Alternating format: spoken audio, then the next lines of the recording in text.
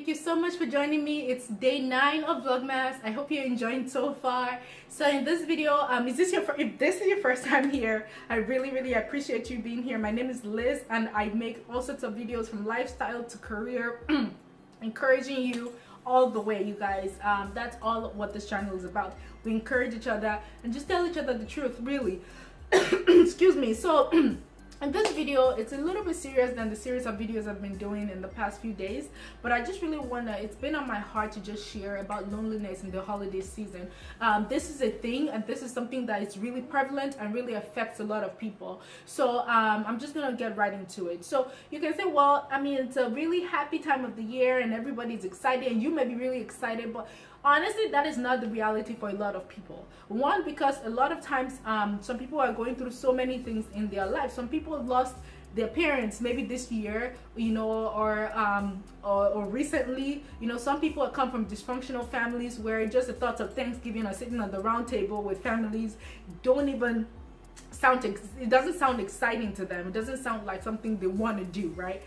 So all sorts of reasons why some people may dread this time of the year, which might impact them in a way where they start to feel lonely. You know, it's almost like you have people around you but you still feel lonely. So if you're that kind of person or you know someone like that, this video is for you, you guys. The first thing I would say is to remember the reason for the season, right? Christ is the reason for the season. The reason why he came to die is to love, to reconcile, to bring people back to their first love, you know, which is the love of God. And honestly, I'm talking from my heart here. This isn't scripted, this isn't anything. And I really want you to know, if you're feeling some kind of loneliness, is just really connect with your source, connect with your maker. You know, if you have been separated from God for whatever reason, this is the time for you to reconcile back to him, to reconcile back to the truth.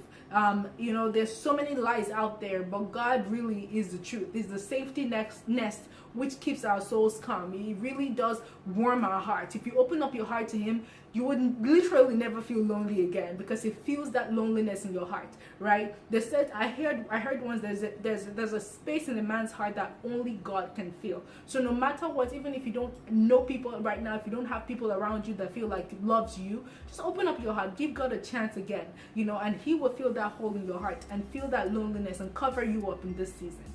And also practically, you know, one thing to help get the focus off of yourself is really focusing on others. So this is a time of the year where I'll encourage you, if there's a kind of charity that really, you know, or a cause that really is near and dear to your heart, this is the time for you to look into it more. Go volunteer, go see what that's about. When you focus and pour your energy into other people's suffering and help other people who are in oppression, who are in a worse situation than you, it really does give you a motive, it gives you a purpose, it gives you a reason to get up in the morning, right? So if you are feeling lonely this holiday season, go. There's so many food soup kitchens, or you know, pantries or donations centers that you can go volunteer in, and those kinds of things really help fill your time and fill you with warm people, laughter, and joy in this season. And another thing I would say is to open up your home. You know, if you feel lonely, the Bible verse that says, I'm paraphrasing here and I'll put it below, that he who wants to have friends should show themselves friendly first.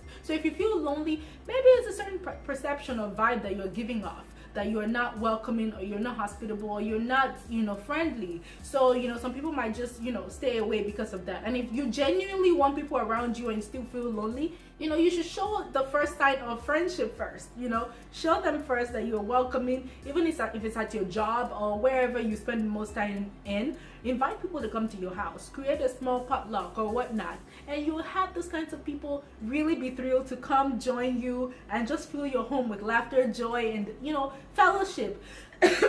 So I really hope you take one or two of some things I've shared. It's really near and dear to my heart, because I know some people that recently lost loved ones, or people that, you know, just don't dread going home or dread being around their own families.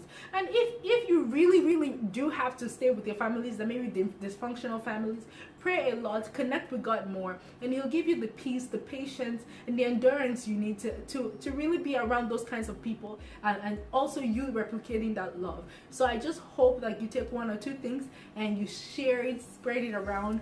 You don't have to be lonely this Christmas, I assure you that. And thank you so much for your time, and I'll see you tomorrow in my next video. Bye bye.